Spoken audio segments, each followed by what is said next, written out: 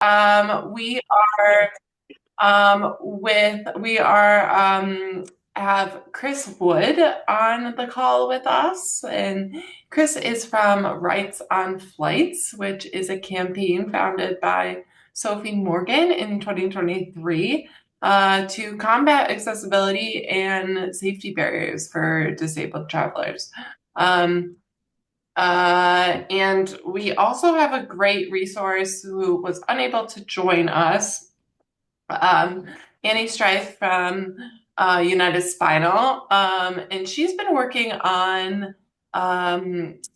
She's part of a working group that created a care support plan for traveling, and is very disconnected with the disability community. So I'm going to also share that resource in the chat. And yeah, it's a really great resource. So I'd really like to hear from everyone tonight on this call. The hope that this is a really open discussion. So whether you've traveled extensively or have unique perspective, this is the space to kind of share your thoughts, experiences, and insights. So have your questions ready. Share what's worked for you, what challenges you faced, and how we can all work together to make travel easier and more inclusive and successful for everyone. Um, so I'll kind of hand it off to Chris to kind of give a little bit about his personal experience and introduce himself. So, Chris, I'll pass it off to you. Thank you, Dan. Can I just check that everybody can hear me and it's all good? Because I'm using AirPods because I can't be asked with leads anymore. Yeah. Everybody hear me okay? Good. Okay. Yes. Yep. So where shall I start? Well, why am I here? I suppose. So I've got two children. They're young adults these days. 30 and son is 30. My daughter's 32. They're on the motor neuron disease spectrum. They now live independently, although I'm still the cash machine and the bank. So that doesn't really change. They live their lives to the full. I've just been skiing with my daughter. She goes down on a sit ski in Austria, and I keep telling her to write a will because I don't know why she gets this ambition to try and kill herself in dangerous sports. And my son just loves F1, so he travels the world when he can, watching F1 races. So that's who I am, and that's why I sit here and do this. And I sit here and do this because about 10 years ago, I wondered why my children, those that use power wheelchairs, let's broaden that a little bit, could not go on, go inside an aircraft cabin like we do over land and sea. And it turns out nobody's really tried to invent anything. So I'll put it in the chat because that seems to be the format here. Let's just do copy. So I'll come to rights on flights in a minute, but essentially, this is what I wanted to do. And you may well have seen this. So it's called Air for All, and I'm part of a consortium here in the UK of a cabin designer and a cabin certifier. And so the three of us, me with the user-led experience, has developed a system where a power wheelchair can come aboard an aircraft, just anchor down and just fly off to God knows where. Um, and we're going through certification at the moment. We have close relationships with a few airlines, one that's publicly, which is Delta Flight Products. They're a subsidiary of Delta Airlines. So one would assume that since they cross the road from each other, Delta Airlines can knock on the door of Delta Flight Products, have a cup of tea, and talk about it. So that's perhaps what it is. Though that's where we are with that. We're going through certification, and let me tell you, airlines are slow. They're very slow. Unless it's IFE, super light fuselages, or anything. But around accessibility, they will tell you that it's their top priority. It's not really. Um, there's other things that are far more top priority. And you would have seen the news of the big fine in America to American Airlines. If you research that, it's quite fragmented what they're doing. And Airlines for America, of course, are trying to push back the work of Pete Buttigieg, which I was semi-involved with Sophie and the Rights on Flights team. But I'd known the DOT for quite some time anyway, with a chap called Kelly Buckland, who's a bit of a hero. So where do rights on flights come in? And I'll do some Q and A's in the end because if I dribble on, you're all going to fall asleep. Rights on Flights was formed, as Diane quite rightly pointed out, 2023. I already knew Sophie. Sophie was having some issues. Sophie's a bit of an influencer over here in the UK. She's making her mark in the States at the moment. So, with Sophie alongside us, we have that platform, if you like. So she said to me, Chris, who else can I bring on? And if you go to the Rights on Flights, there's a little bit of a team there. We do have a lady from Canada, Mayan, who's doing incredible work in Canada, which, as we know, is America Light. So that's all coming together over there. So as far as rights and flights go, we are doing as much as we can here in the UK with a bit of legislation. There's some work going on with our own department for transport. It's like the DO Department of Transport, Department, what is it? DOT, Department of Transport in America. We are the Department for Transport. Who knows? Um, so that's kind of a broad outline. I could take up 3 hours of your time with the semantics of what's gone on, but if there's any questions about the idea of forming a group, now this group Rights on Flights is very aviation centric. So myself and my colleague Roberto is Italian, but he's a Britalian. He lives here but speaks Italian. He's a very good policy man. It's me that tends to look at the infrastructure. Sophie makes all the noise. Josh looks at more about peripherals. Martin, another influence here in the UK, and Jet, who does our social media. So we kind of formed this group, and we think it's quite a powerful group. More importantly, it's user led completely, and there is nobody there who is able-bodied and thinks they can do accessibility because they got a university degree. Not going to happen.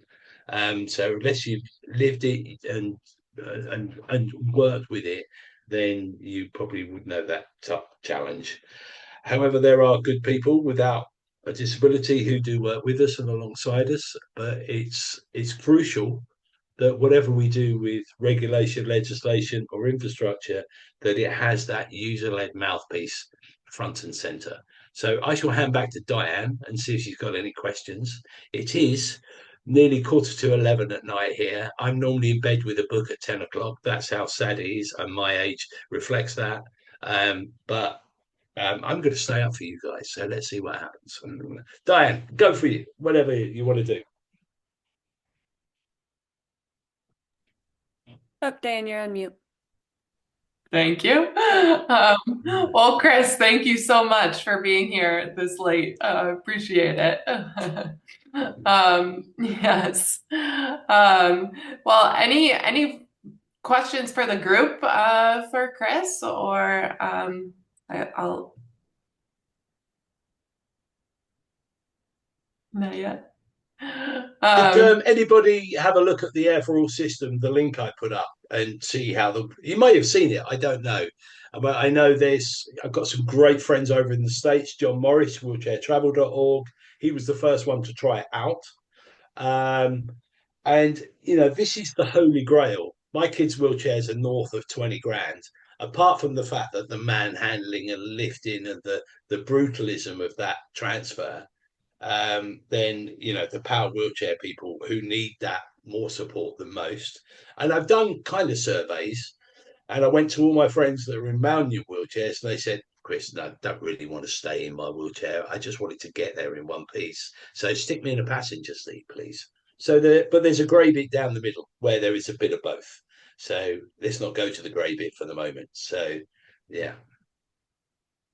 Yeah, I personally do. I do a fair amount of traveling, and my least favorite part is the transferring into the aisle chair and that Ugh. whole the whole thing. And I hate connecting flights because then I have to do that whole process twice. So I try to, as possible, to try to, get a direct flight or pay extra to make sure it's direct. But God forbid if it's a destination where there are no direct flights and I have to do a connecting, I just, yeah, I dread that That a aisle lot. chair is just horrible. I mean, it's the community's own Hannibal Lecter moment, isn't it? When you're tied in there like that.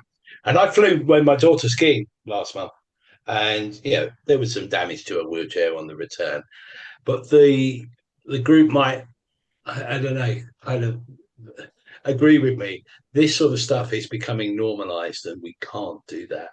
We have to push back on this. Now, that's going to be certainly across the pond for you guys with what's going on there, and I'll spare you the politics, but it's not good compared to what Pete Buttigieg did. And I don't know. I'd love to know what your view is over there because I'm looking at it from a social media lens of what's going on over there. Certainly, what Trump told the FAA to do. Now, whether they do that is another story because they're quite an autonomous body, but we shall see. But I don't know the views over there of whether advocacy has been basically just put down a peg or two, or whether this is now time to pick up the baton and go, hey, you can't do that. What are your thoughts? No, I think we need to push back and fight back. And I feel like that is generally the viewpoint of a lot of people with traveling with a disability, and I hope that continues. I've never felt like, you know, accessibility just makes such a big difference. And when things are accessible, you don't feel like you feel like your wheelchair isn't as much of a disturbance and a burden, and you feel like you can just continue living like it's not a big deal, and you kind of forget that you are in a wheelchair Mm, when things are accessible. But when I get on a plane and I have to go through the aisle chair and put in an aisle chair, I've never, that truly makes you feel like less than a human and just like mm. completely dehumanized. And so, Absolutely, absolutely, it's wrong. And I was at a conference. There were a lot of kind of great people in aviation, let's say, and I asked them what has tangibly changed about accessibility in air travel in the last 10 years. You could hear a pin drop. And then I said, I'll give you 20 years. Come on, what's changed tangibly in 20 years? A pin drop again. Their house is not in order. We try to get it in order. But more importantly, we want to work with them to get it in order. We're not your enemy, we're your friends. It's just going to happen. But my God, the challenge is not about the innovation, it's not about the legislation. And again, I'd love feedback from other people on the call. It's the challenge of culture. So, if I may pipe in, Hi, I've Dominic. Great hat. thank you, thank you. I'm up in northern Montana right now, and it's the thermometer says 48, but we've been quite a bit colder than that lately. So it's even cold inside. But So you're cold at 48? well, I previously was living in Phoenix, Arizona, so I spent 8 years in the desert in 115 Fahrenheit. So Okay. I a little bit of a change for me just yet. Um, but so to give you guys a little bit of background first on me, I'm 30 years post car accident. I'm a T56 para complete, and I was injured at 16 years old and started into wheelchair sports right away. And over the last 30 years, have traveled extensively worldwide between competitions and work and just fun leisure travel. So far, I've been to 19 different countries and I've traveled around the US. I think I've got 43 out of the 50 states that I've at least spent a night in. Dominic, are So you Dominic? Are you on the run? am I on the run? Well, maybe not on the run necessarily, but Someone I am chasing quite a you? gypsy. I am Okay. quite a gypsy for sure. And I feel, I guess, my position I feel is has been a little different than I see a lot of people that are at least vocal when it comes to like accessibility and especially during in travel. I feel like for me, I've been super fortunate. I got to say right away, um, out of all my travels, internationally, nationally, flights, driving, hotels, everything, I've really only had, I would say, two specifically bad experiences. I've been super fortunate. My chair hasn't been damaged. I haven't had to really battle with uh airline personnel or hotel personnel or anything like that. And I feel like for me the one of the biggest I think uh contributors to that has been my attitude towards people, people in the Mm. service industry.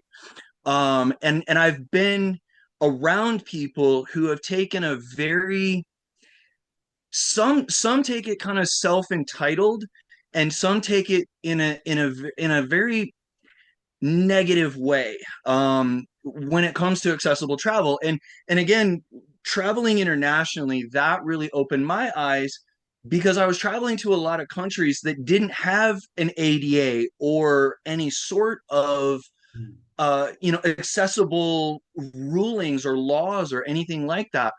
And so in going to these places and just accepting and going, I know there isn't an acceptable accessible rule that governs over this and tells them they have to be accessible and this is how they are accessible. So I would go in and go, hey, look, this is what I need, and have a conversation with the people. These are the things that I just absolutely need because of my utmost safety. But these are the things that would also make it comfortable for me. And I have to go back just a bit. Your joke about the Hannibal Lecter and the aisle chairs. I have actually asked so many airline staff when I'm getting into an aisle chair and getting onto a plane where my mask is. I've been waiting for my mask and no one will give me my mask. Chianti. Ask for some Chianti. Exactly, exactly. Fava So, beans and Dominic, I'm Chianti. just going to pick up on those. And I mean, you're a well-versed traveller, that's obvious, and you probably know what to do, and so on and so forth. I would also say to you that nobody in the assistance service wakes up in the morning and goes, "Hey, Dominic's travelling today. Let's break his wheelchair." They don't do that. These are people working in an industry that really want to help you. So, what's going wrong? The system is wrong.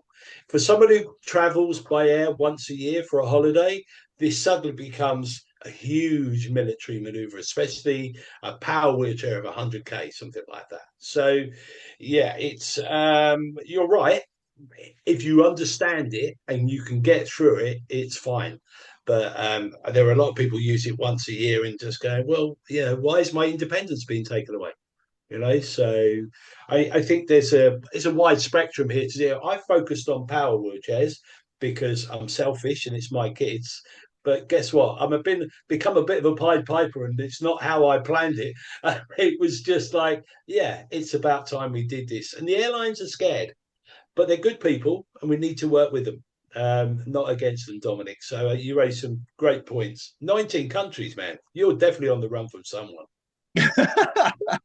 I've loved travel my entire life, and when I got the opportunity to start traveling abroad, it seemed like the more I traveled, the more I wanted it. Every time I tick one place off the to-do list, I would add five more and just want to see and want to experience. And I did, and I tried to do what I could, talking about people that are inexperienced travelers. I try to do my best in writing travel blogs and writing for Brilliant. different Yeah. magazines and stuff, just trying to give people tips and tricks of what I learned in my travels, navigating airports and just basic stuff. Mm. As Some much airports as are easier to navigate than others, and oh, some are just, absolutely. even for me, Heathrow, and I go there a lot. I mean, I got lost there last week. I was there, and I've been there God knows how many times, and I parked in a different place and so forth. And Atlanta, I mean, that's a scary airport. It's up and down. There's where Atlanta's a are we? tough one, yeah. Yeah, so Oh, there's lots and out there. with that, one of the things that I do say is something that I feel needs to have needs to happen is I feel that there's just a lack of consistency throughout.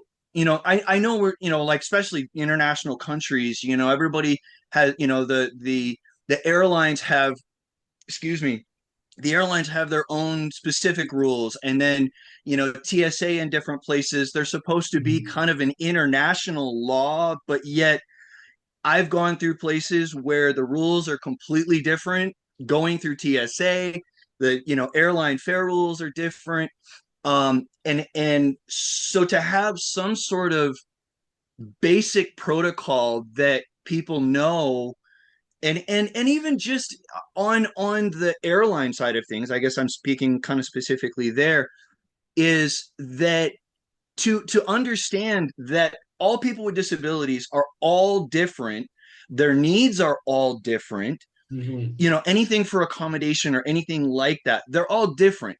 So to put people in this cookie cutter, everybody with a disability is all the same and they need the same things, is completely asinine. It's a massive And spectrum out there. Yeah.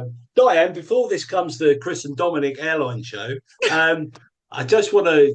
What did I'm forgetting? It's 10:30 night for 11. My brain is switching off. Um, there was one thing I was going to suggest to you is the reason I'm doing this is around power wheelchairs. So those are the most impacted. But I realise with the Air for All system that there's some critical points we need to understand about a wheelchair. And people often say on social media, well, it's just like a car, Chris. You just take it in, strap it down, and away you go. I go, man alive, you're about to put a big battery that's inside a very heavy wheelchair, inside an aircraft cabin. That airplane will travel at around 500 miles an hour, 30,000 feet. You've got 200 people sitting on a few thousand gallons of jet fuel. The rules of engagement are very different because guess what? We don't like them falling out of the sky. So that's why we do all this safety shit. So, and it's a necessary evil. Now, I realize that I'm going to have my tin hat on because people will say, well, my wheelchair, apparently I can't fly sitting in it. Why is that? I said, we don't meet the criteria. But let's give this a chance. We've got to start somewhere and let it organically change as we move along. And we need space for. We have trains here in the UK, and we have a silent cabin, no phones, no. Hello, Dave. How you doing? You all right, mate? None of that in the cabin. So it's silent, and there you can take autistic children in there, people who are anxiety or whatever. I'd love to see that in an airline cabin, and some of the big jumbos could do that, but every time it comes back to the dollars, the pounds, the rubles, the shekels, the krona, it just comes down to the money. So Diane need to step in here and think and shut me and Dominic up, I think, unless everybody else wants to chime in because we just carry on. We talk football or something like that. No, that's what this is for. It's great. It's great listening to this. And I mean, I guess the question I get a lot is like, what airline is the best? Is there one better airline or another? I feel like I get that all the time. And personally, No, there isn't. yeah, I don't think so either. I think it depends on who you actually just happen to the personnel that you happen to get, but that can just be, it depends on just the Yeah, luck I of mean, the draw. you got to look at these airlines, and they're built for there's budget airlines out there and so forth. They're all good. We've got the notorious Ryanair here, which I think is Spirit is your version, where literally the seats are wooden. And oh, you want a seatbelt with that? That's an extra dollar. You want to use the toilet? Yeah. Well, that's an extra dollar. That's their attitude. But you can still have a good journey with them. That doesn't mean it's wrong. It just means you're paying for that level of service when you board an aircraft. But I think it's more prolific in the States because you use aircraft to get around, and we're a smaller country and we have trains, we have Yeah. buses, and so we have a good network system of trains, despite what people say. But in America, you don't have that, and it's just a little bit bigger as well. So it's tough to get around the whole of the States. Yeah. Well, I guess also with your experience and Dominic and others on this call, please chime in and share your guys' experience as well. How have you had success and the best outcomes in terms of successful travel? Well, um, I guess I'm somewhere in between the Dominic and Christopher continuum here. Uh, um, and I've traveled to only 8 different countries, but have done all 50 states. Did 57 marathons one year, including all 50 states. So that was a lot of flying. Um, uh, you know,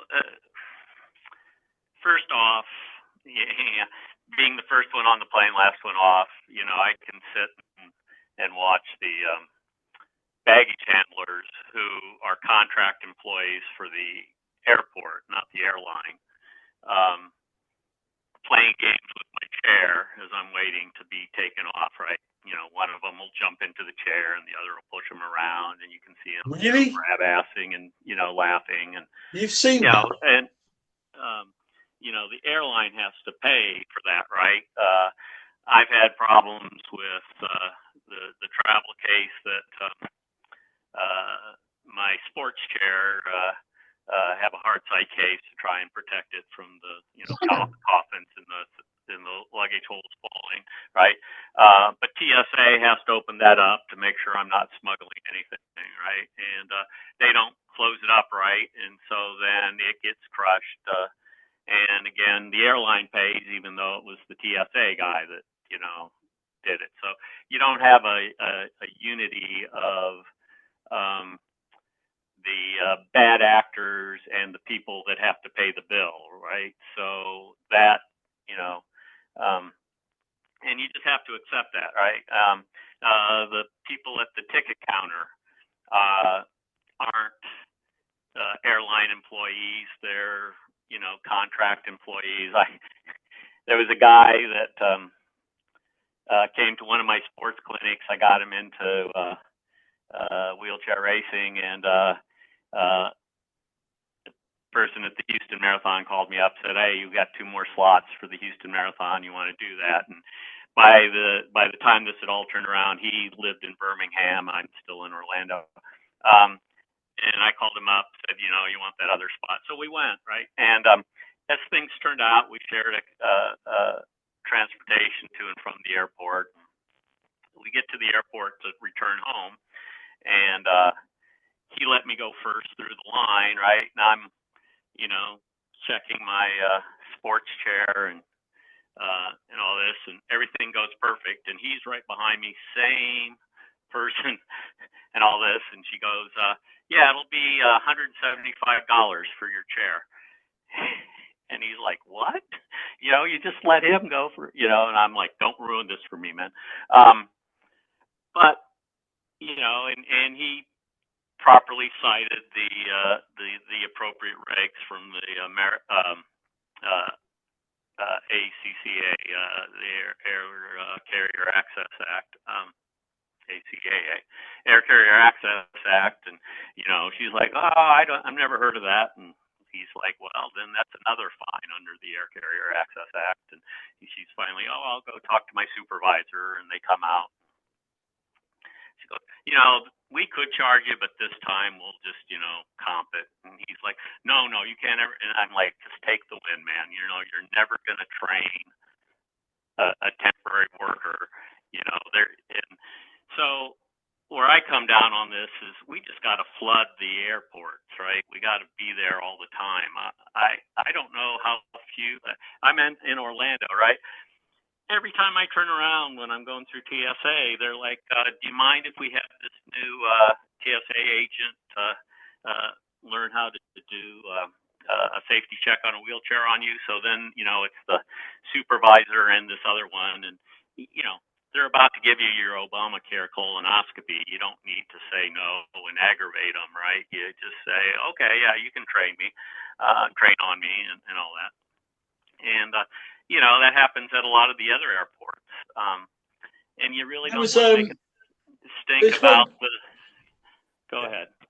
One thing I wanted to say, Scott, and something Rights on Flights are looking very hard at. So again, I go back to power chairs, but maybe some manual wheelchairs as well. A community is told you're not fit to fly. And of course, the real question is the airline fit to fly our community, which it clearly isn't. However, if my son or my daughter, well, let's say Stephen Hawking, because we all know Stephen Hawking, the late great Stephen Hawking, if he had to fly, he would have to pay for a carer or a safety assistant to fly with him. So that's a kind of tax. Has anybody been part of that on this call, where they've had to have a carer with them and pay for that ticket? Chris, the reason why I wouldn't get behind something like that is all you have to do is go to any grocery store, restaurant, or try to board a plane in this country, and you see all the pets that are being passed off as service dogs. Well, I know all about that. Yeah, that's silly. And the minute you say PCAs fly for free, airline revenue will be cut in half because everybody will have their own PCA, right? That's just Well, even though they're not even disabled, right? You can. Yeah, we need to find a route. I was boarding a plane in DC, and in fact, I took some videos as I was pulling up to the gate, and I just said out loud on the video, I think there's some scams going on here, right? Because there was 15 wheelchairs waiting to board, right? But I was the only one that had my own wheelchair. They were all airport wheelchairs, right? So they boarded me first, and I could hear, as I was going down the ramp with the ops agent, like, why does he get to go first? And they were kind of explaining that I have my own wheelchair and it takes more, right? And they put me into my seat, and then I see the pilots run off the plane, and then I see the attendants run off the plane, and I'm thinking, is there a fuel leak? Am I about to get real crispy here? And hey, I'm still here. Finally, a flight attendant came back and said to me, it's going to be a while before we can leave. A bunch of the people in the wheelchairs got into a fist fight over who was going to go next, and the pilot's using his authority to keep them from flying. All right, and so there's just a lot of paperwork to eject all those passengers and all that. And that's why, just any of this stuff that you talk about as an accommodation and all that, at least in the United States, there's just no honor among our citizenry. They're just all thieves, right? And they'll, come up with their letter from somebody saying that they need their free companion and all that.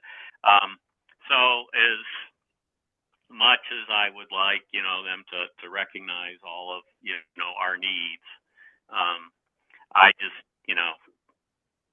don't think it's gonna, we just not our community, but this country, at least America, isn't emotionally mature enough to responsibly handle that kind of accommodation.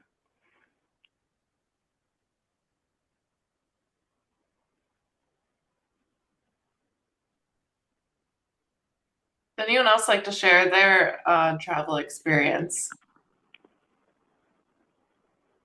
Hi, can you hear me? Yes. Hi, thank you. Okay, my name is Sue, S-U-E. Sorry, the name appear on the screen is my email, Oh, it's and okay. it's for my working email. So I am from Seattle and original come from Taiwan. I came to America in the year 2000, and because I still have a lot of family back in Taiwan, so I fly almost every year back to Taiwan.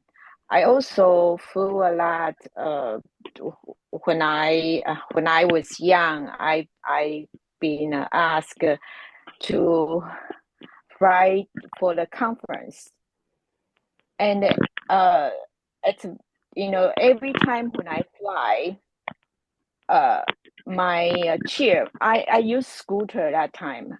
The scooter always have a trouble probably 1 month after. And I think because the scooter probably a little bit lighter than wheelchair, therefore they can pick it up easily and then just drop on the floor. I think though. So every time my transaction broken, probably 1 month after. Normally it won't broken right there, but probably crack. So because too much trouble for me to travel. So when I get a little bit senior for my job, I refuse to travel. I ask the young people go travel. So just let you know that always a concern about worry is my chair damage. And so I like now when I travel, I try to take off like my my feet rest, my all what even the cushion, and of course I've been requested to take off my lithium battery. So I have to carry so many items in the cabin. To do this, I forgot. Did I say because I want to reduce the weight, in order to them to not throw my wheelchair, too much. And they also, I think, flight attendant also complain I have too many junk. To them is junk, so that's a complaint. I even there's a one time I I was on the way to airport, and they one person from airline called me, say, can you go to toilet by yourself? If you cannot, you cannot on board. So I was surprised, and it was the flight going to Taiwan. So I told her, say, give me a second, let me put on my recorder, and I will record whatever you said, and I will follow whatever you said, but we will see what happened. Then the person called her supervisor, talked to me. Okay, of course, the supervisor say sorry, but it's a, it's a, I never feel comfortable when people mistreating me this way. And so I heard another story is a couple days ago. a friend's cousin who's on wheelchair, and he never on any airplane or travel on airplane because he cannot move himself between chair to chair, even though he want to go somewhere, but he cannot. I don't know. I don't know. I don't know. I feel so sorry. I never think it is somebody not allowed to fly. Something wrong. I just think there's something wrong here, and I don't know. Am I say enough for you to understand what I'm trying to express? Thank you for listening. Yeah, absolutely. Thank you for sharing those. And I guess my initial reaction to that is like, what would someone say, or what's the best way to express your frustration and get a result when you're dealt with those restraints? I guess that's a question for the group. Yeah, if you have an issue, where do you complain to typically? Is that the airline, the FAA, DOT? Do you have a place where you can go and say, I was on flight ABC 123, 10 a.m. out of Atlanta, and XYZ happened? I'm sure this is wrong. Is there a place you can go to apart from the In my Oval Office? experience, it's been the airline. And it's And usually an email, a generic form that you Yeah. fill out. Okay. And when I had a really bad experience, I just got this generic response of, oh, we're going to look into this. And then I never heard from them again. That's about right. Yeah. Mm-hmm. yeah, I've heard something similar, that you need to contact someone before you leave the airport. Is that true? Okay, Dominic's shaking. Yeah, that's true. Okay, so you need to file that complaint before Yes. you actually leave the airport. Correct. Otherwise, Yeah. As And what as does far as yeah. I'm sorry. As far No, as my carry on, Dominic. understanding, sorry. As far as my understanding has been throughout, is that if there's any damage to your wheelchair, if there's any complaint, you have to do it before you leave the airport. It's kind of their CYA, because people could leave the airport and their chair could get damaged after, and then they come back and go, oh, it was damaged on the airline, and they're like, no. So yeah, as far as I know, it has to be done before you leave. Give a small example of what one of the instances I had. It was a flight here in the States. I was flying from Chicago down to Miami, and I had a layover. And when I finally got to Miami, I was sitting there waiting to get off the plane, and it took a while. And finally, they pulled me off the plane, and they put me in one of the airport chairs and brought me down to the baggage services. And they said, the guy at baggage services says, we're he kept saying, we're really sorry about your baggage. We're looking for your baggage, and meaning my wheelchair. And he kept throughout the conversation using the term baggage. And I said, man, I got to stop you right here.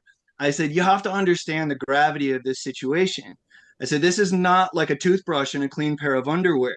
This is an $8,000 custom built wheelchair, and I can't walk on my own. So it's not just baggage. And he immediately changed his tone. He's like, oh, I'm so sorry. I'm so sorry. Good.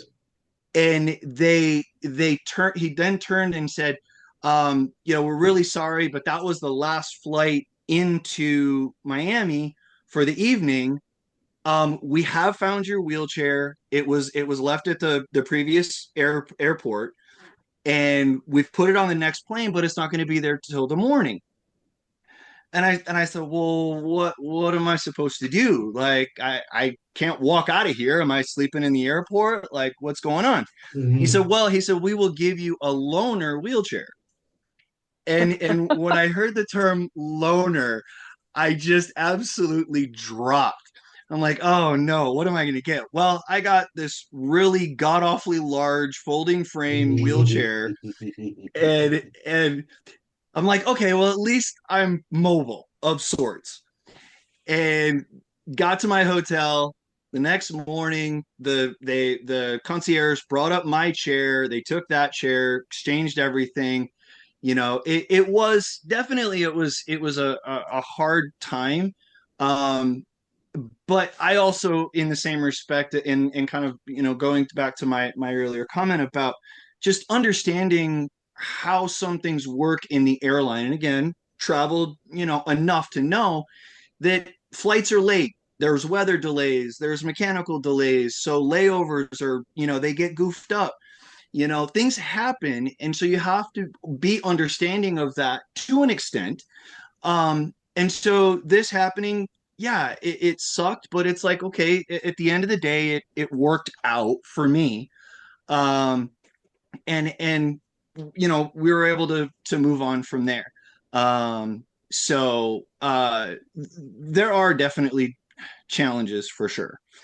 Yeah, turnaround times is always the thing that you got to watch. So you got to balance it with the fact that you've got a cheap ticket, but you got to get off that plane fast and got to get the cleaners in fast. Everybody's going to come in fast and turn around. You're going, well, I can't get off because you bastards left my wheelchair at the other end. And you think I'm sitting in another wheelchair?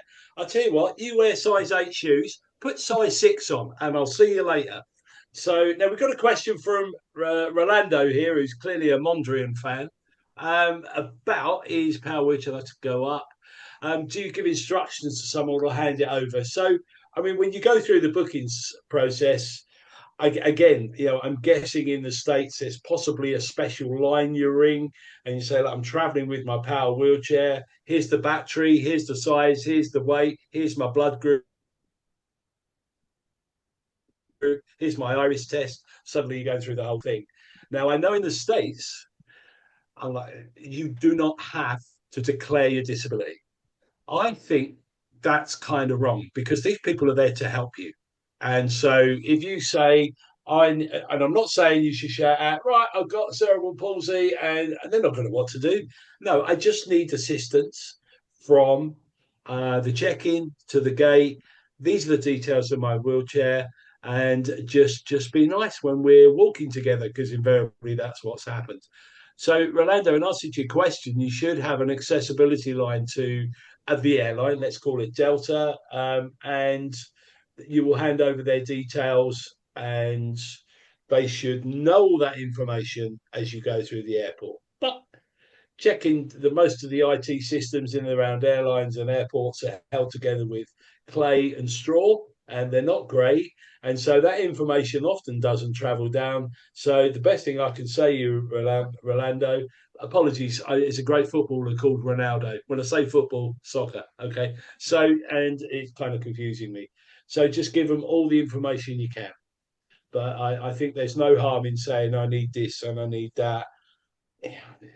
Yeah, why not? Quick question for everyone. Scott actually mentioned it earlier about the Air Carriers Access Act. I had seen something here probably about a year ago that said that there was something about it being not carried out or dissolved, or like it wasn't going to be anymore. Does anybody know if that's still like held up and within the airports? Yeah, it was signed up by um, the young Donald in his first administration. I remember it going through. We didn't think it would go through, and it went through. So it's signed and sealed. Now, obviously, Airlines for America want to pull a lot of the work back that's been done by the Biden administration.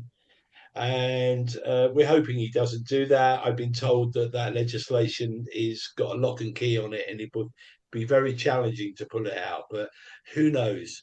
who knows what's going to happen? Tom, do you have a question about that? Or any? Well, so I was just gonna follow up on that, Yeah. and I'm sorry for being late. So I don't know what the ground rules or stuff like that are. So, You're good. Okay. I my T12 blew up in a snowboarding accident 11 years ago. So I everything below my rib cage doesn't work. I've only traveled in the States. Um, I'm now feeling very, very lucky because I haven't had the kinds of problems that other people have. Now, I only fly Alaska out of Seattle, and they've just been fantastic. But as people are talking about, well, what about this and what about that with the law? And maybe this exists, but I think it would help if there was just like a sheet or a card that your organization or whatever made of, okay, these are the legal requirements on airlines. And this is, and then the bit about, and if your chair is damaged, don't leave the airport without reporting it. And for better or worse, most people have cell phones now.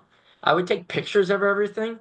And anytime you're talking to an agent, record it because you don't want to get in a he said she said dispute later on. So those are my only comments, and I'll shut up now. So No No, need thank to. you. Yeah. Go ahead, Go Tom. ahead, Megan. Tom, I appreciate you sharing, and I think it's nice to hear some feedback. And I think that's also another great suggestion too, to kind of keep track of what everyone's suggesting, because I feel like if we're all traveling and exploring the world, it's nice to know what to do and what to say and how to advocate for yourself best. Um, but it's also true hearing from different stories. Yes, things can go wrong and things can definitely not turn out the way that you're hoping for on your travel day, but hearing solutions to also create a better day and how to turn that around to get what you deserve, and I think that's nice to hear. There's an interesting one from from Tom. And something else that I think is valuable because we want to help the assistance people and the ground crew is get a laminated piece of A4 paper and write on there, my wheelchair works like this, to freewheel it, hit the two buttons on it, and give them some information because especially power wheelchairs, they're quite complicated beasts. And if you've got manual wheelchairs, well, some will concertina that way, some don't move at all, some the wheels come off, and so you can say there's lots of things. If you're not that you just have that card ready for the ground handlers, I think they'd find it useful. Yeah, I agree. You know, I think that's I don't know how much longer this call's going to last, but and we've been talking a lot about the airlines and the airports, but the other thing you have to be careful about in traveling is people. And I flew into Las Vegas, and since I can't get along with anybody, I always have to be independent and travel by myself anyway. So I'm wheeling through the concourse, and this guy comes up behind me and starts pushing my wheelchair from behind and says, "Oh, it's good to see you, pops. Got you here." And I don't know this guy, right? And I'm thinking, I don't know the Las Vegas airport. He could push me down a corridor and hit me over the head, and they wouldn't figure it out until the cadaver sniffing dogs were ordered in for the smell, and so I basically just threw myself out of my wheelchair, and I'm not a small guy. I'm kind of big, so when you're flopping on the ground like a trout on hot cement in a busy airport like that, it creates a scene, right? And so now everybody's running up, and he's like, "Dad, why did you do that?" And I'm like, I don't know who this guy is, and they're he says something like, oh, he's having one of his spells. He doesn't. And I'm like, you know what? I got all the time in the world. Why don't we go to the police station and sort this out? I'm sure we can do a genetic test if you think you're my son. And he takes off running. And it's the Vegas airport. They got cameras all over the place, right? But the police said that they didn't have any way of tracking him down. But again, I took the win and all that. But you just got to think, okay, what am I going to do, right? And I don't tell these stories. I shared this at a support group one time, and the guy says, "That's it. I'm never ever going to travel." again. And it's like, no, that's not the moral of the story. The moral of the story is, be aware of your surroundings, figure out, what you got to do to keep yourself safe. And sometimes you're going to be uncomfortable. Like, it wasn't fun to be on the floor, but it was better to be on the floor than some guy freewheeling me through the airport to some That's place I awful. didn't know, right? I hear that a lot. People just grabbing the back of a wheelchair and pushing you. I say, I'm not going to jump on your shoulders and start pushing you. Piss off. Yeah. Well, Listen, chaps, I've got to sign off. It's 11:30 at night, and I've got an early start tomorrow. So I just wanted to say thank you for letting me come on, Diane. Please, thank If I've not you. been if I've not been a help, at least maybe we got a smile out of a few people. And Dominic and Scott, I mean, you are on the run for the police somewhere. The countries you go to and the places you visit, you'll mark people, and I could see it. And there's a film there somewhere, so we need to see that film when it comes up. Once again, thank you for everybody. You'll find me on social media, the usual spaces, OnlyFans, Facebook, and all of those things. Well, thank you so much for joining us, Chris. Thank you, Diane. Thank you, everybody. It's been a Thank fun you. hour. Appreciate Cheers it. now. Thank you Gone all. live. The email to Active Project on the email. So if you have any questions, you can check that in the chat and send us an email. Yeah, Diane's got me details if you need them. Anyway, cheers. Appreciate them, Diane. Bye now. Bye, And thank you. and keep traveling, everyone. It's Yeah, possible. definitely. All right. Any last comments from anyone or any remaining questions? If we have time, I just wanted to share quickly that I just traveled to and from Jamaica. Oh my goodness, congrats. It was the first time flying since the lawsuit. So it was really interesting to see the changes. I flew on Delta, so I didn't know if I would see any differences, but I was really impressed by the level of care that was shown to not only me, but my chair. I'm a T7 complete, so I'm able to transfer myself and do all that. But it was the first time where I really truly felt like I was being treated like a human by the people that were helping me on and off the plane. Instead of immediately wanting to touch me and try to transfer me, they would ask me, how can we assist you, or do you not want us to do anything? So I felt like I had full control of that whole part of it. And then I happened to be in a window seat where they were loading my chair on, and I got to watch them, which I've seen them do terrible things in the past. And I was really pleased to watch them take pictures of every angle of my chair and then carefully load it onto the ramp upside down, right? Because a lot of times I'd see them throw it on there on its side, so your wheel is like at risk of the spokes being broken or whatever. So it was upside down, which I felt like was the safer way for it to go up the ramp. Just overall, the experience was really positive. And just quickly, my tips that work for me, removing my side guards, removing my cushion. And then I get one of those luggage straps, those really colorful luggage straps that people will just strap around their bag to help them find their bag. I use that and I fold my backrest down and I put the strap around underneath the seat and over the backrest, so the backrest cannot be lifted up. And that way the carriers, when they grab a hold of the chair, my backrest doesn't pop open. And I've found that that has really helped keep my chair safe. So That's a really good idea. I like that. And those are great tips as well. And I'm really happy to hear that, your good experience, and that gives us all a lot of hope for the future, right? So yeah, it's scary, but we got to keep doing it. We got to keep fighting. So. Right, exactly. Thanks for sharing that. That was a nice way to end on the call too.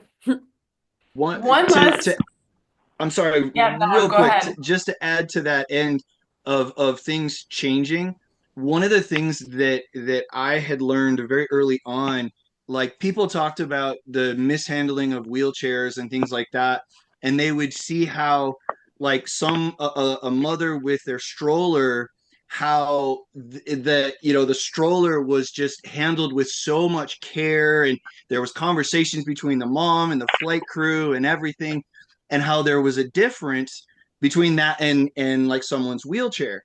And what someone had said to me was that there was enough complaining over time and the conversations and learning from between the mothers with the strollers and the baggage crew and things like that, that finally it did make a change. And you see that now in present day.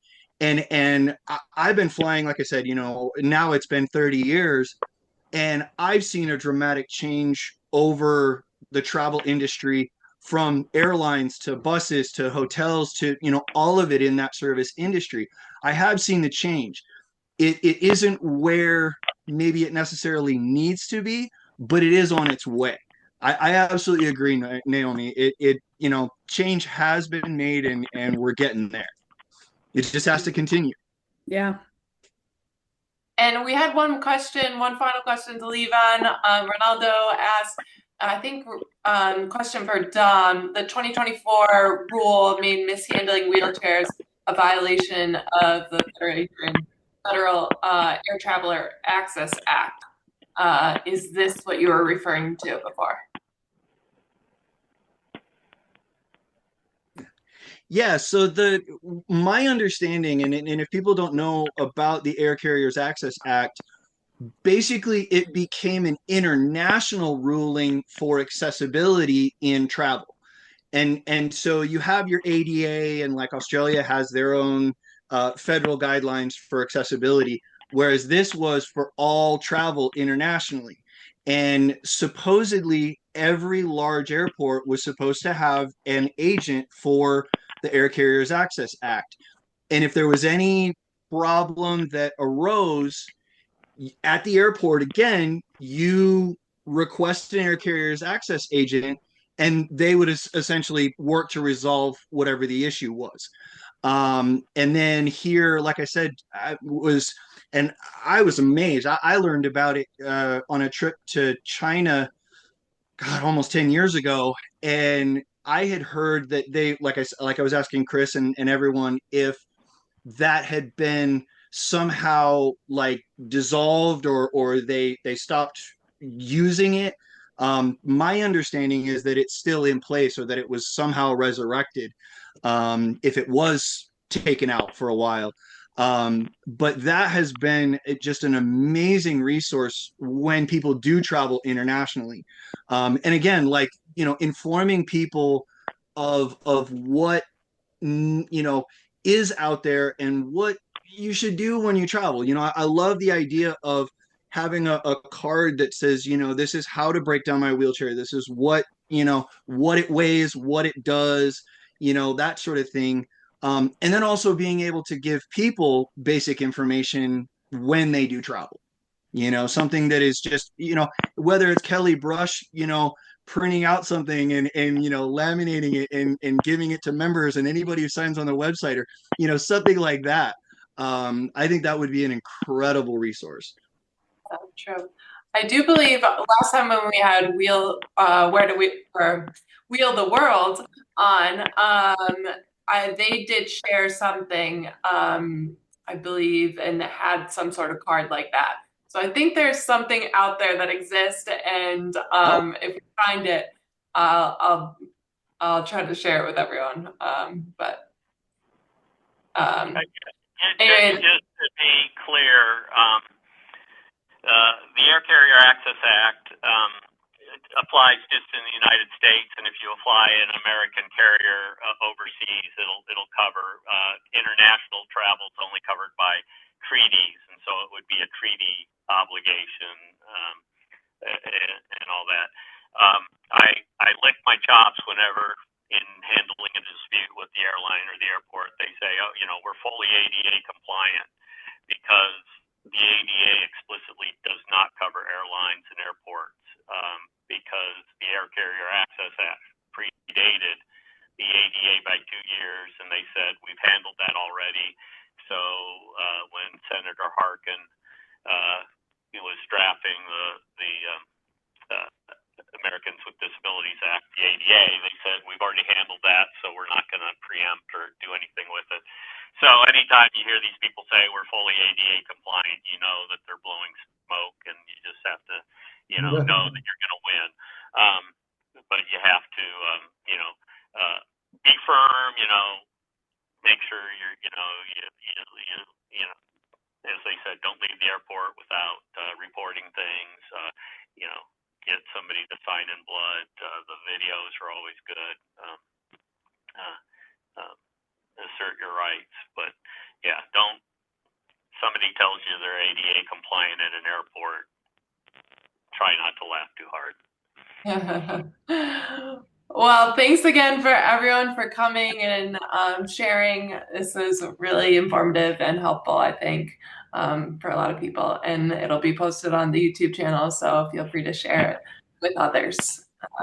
But thank you. Thanks, Thanks, everyone. Dan. Have a great night. Good night, guys. Thanks, everyone. Bye, everyone. Thank you all for everything. I appreciate it. Of course. Thank you. Thanks for coming.